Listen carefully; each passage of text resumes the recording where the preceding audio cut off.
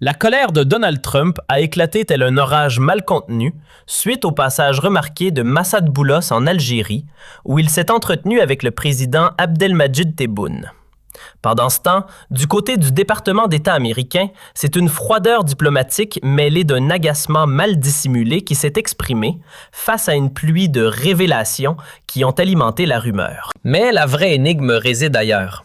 Comment se fait-il que cette irritation de Washington, au lieu de nuire à Alger comme l'auraient souhaité certains narrateurs marocains, s'est-elle transformée en atout stratégique pour l'Algérie? L'escale algérienne, la colère de Donald Trump a éclaté tel un orage mal contenu suite au passage remarqué de Massad Boulos en Algérie, où il s'est entretenu avec le président Abdelmadjid Tebboune.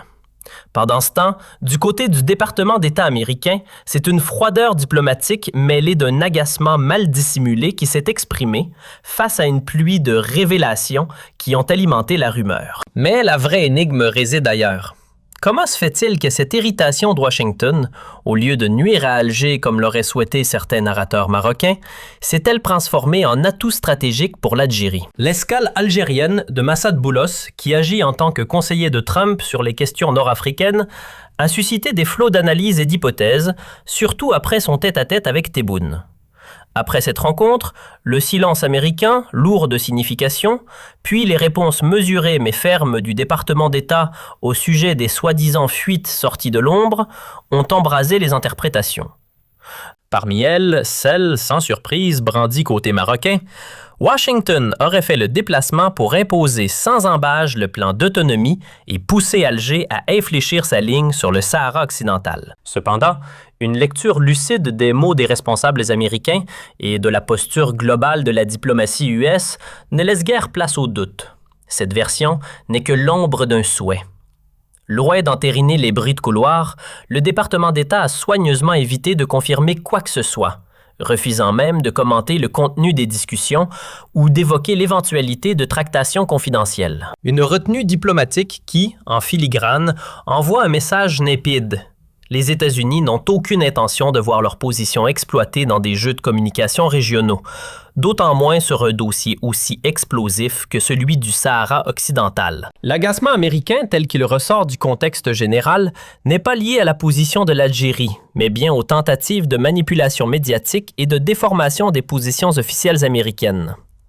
Cela explique le ton de mécontentement affiché par le département d'État ainsi que par des cercles proches de l'administration Trump. Washington est parfaitement conscient que l'Algérie n'est pas un acteur marginal sur lequel on peut exercer une pression facile, mais un acteur régional clé dans de nombreux dossiers, de la Libye au Sahel, de la lutte contre le terrorisme à la stabilité régionale, sans oublier sa position constante et déclarée en faveur de la légalité internationale et du droit à l'autodétermination concernant le Sahara occidental. Ce qui est frappant dans cette affaire, c'est que le régime marocain, dès l'annonce de la visite de Massad Boulos en Algérie, s'est empressé de diffuser une version selon laquelle cette visite portait des messages de pression ferme et que l'Algérie aurait été placée devant un fait accompli américain. Mais cette narration s'est rapidement heurtée aux déclarations de Massad Boulos lui-même, qui a publiquement salué les relations algéro-américaines, le rôle régional de l'Algérie, ainsi que son engagement en faveur de la paix et de la stabilité, notamment au Sahel et en Libye. Il a également réaffirmé de manière indirecte, mais claire,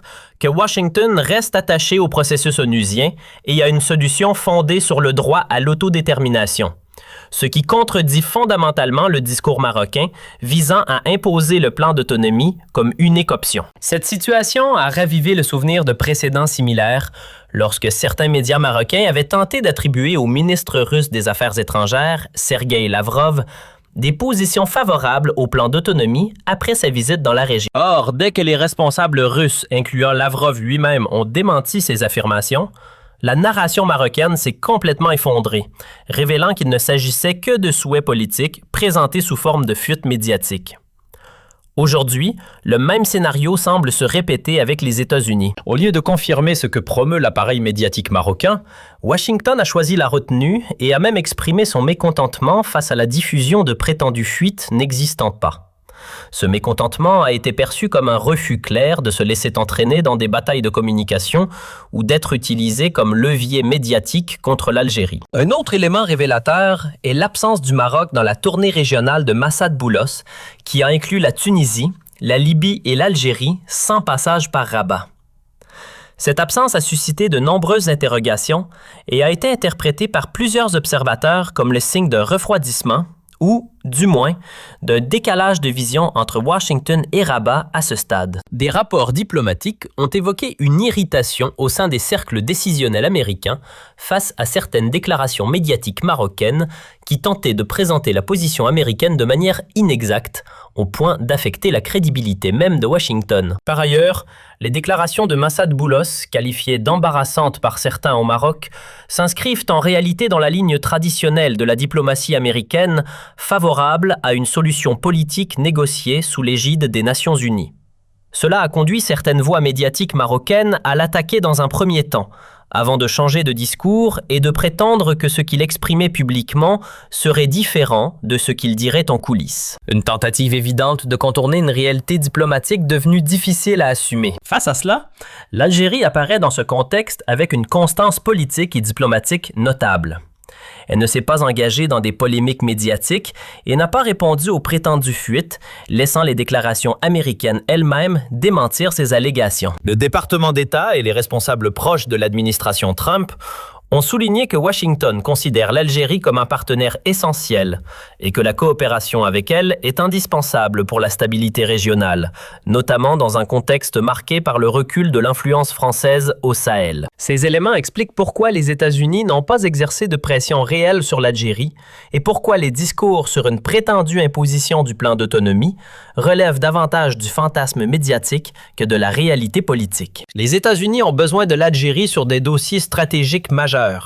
Lutte contre le terrorisme, médiation régionale, Libye, Soudan et pays du Sahel, sans oublier sa position constante et déclarée en faveur de la légalité internationale et du droit à l'autodétermination concernant le Sahara occidental. En définitive, la colère américaine n'était pas dirigée contre l'Algérie, mais contre les tentatives de déformer les positions officielles de Washington et de lui attribuer des propos qu'elle n'a jamais tenus. Cette irritation a paradoxalement servi les intérêts de l'Algérie en mettant en lumière les limites du discours marocain et en démontrant que les États-Unis demeurent attachés à une approche pragmatique et équilibrée, loin des logiques de pression et de manipulation médiatique.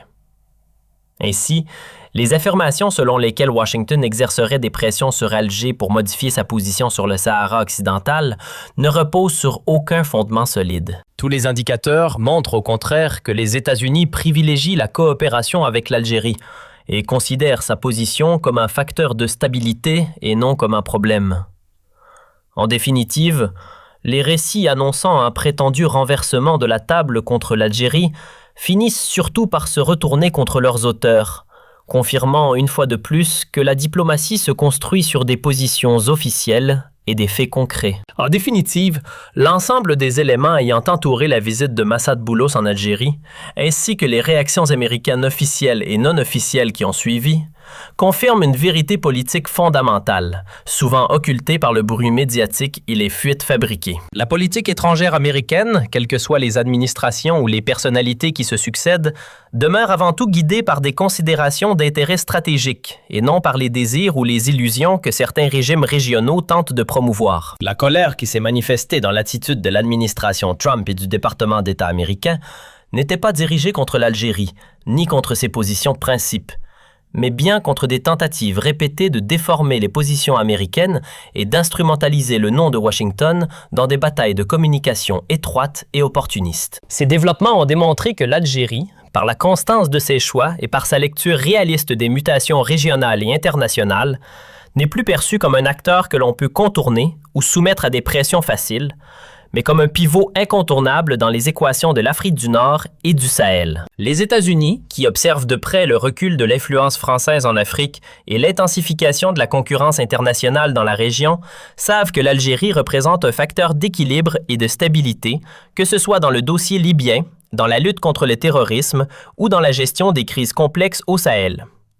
Cela rend toute tentative de lui imposer des dictats à la fois illogiques et inapplicables. À l'inverse, cette affaire met une nouvelle fois en lumière les limites du discours marocain fondé sur des fuites et des allégations non étayées, lesquelles s'effondrent rapidement face à la réalité dès lors que les positions officielles sont exprimées et que les faits se dévoilent. La tentative de présenter la visite d'un haut responsable américain en Algérie comme une visite de pression ou d'imposition de solutions n'a résisté ni aux déclarations du responsable concerné, ni aux réactions du département d'État américain, qui a préféré se désolidariser de ces récits plutôt que de les appuyer ou de les laisser prospérer dans l'ambiguïté. Cette contradiction a affaibli la crédibilité de la narration marocaine, non seulement auprès de l'opinion publique régionale, mais également au sein des cercles diplomatiques désormais plus prudents face à ce type de fuite.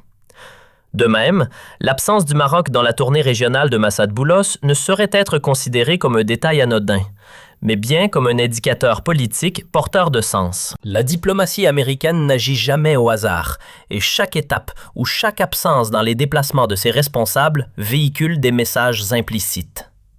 Dans ce contexte, il est apparu clairement que Washington souhaitait se concentrer sur des partenaires qu'elle juge capables de contribuer réellement à la stabilité régionale, loin des discours de consommation médiatique qui n'apportent aucune solution concrète aux crises existantes. Ce que certains médias marocains ont tenté de promouvoir, à savoir l'existence de pressions américaines secrètes ou de compromis imposés dans des réunions à huis clos, trahit davantage un état d'anxiété politique qu'une réalité fondée sur des faits tangibles. Les États qui disposent de véritables leviers de puissance n'ont nul besoin de construire des récits fictifs, ni de convaincre leurs opinions publiques que ce qui se dit publiquement serait contredit en coulisses.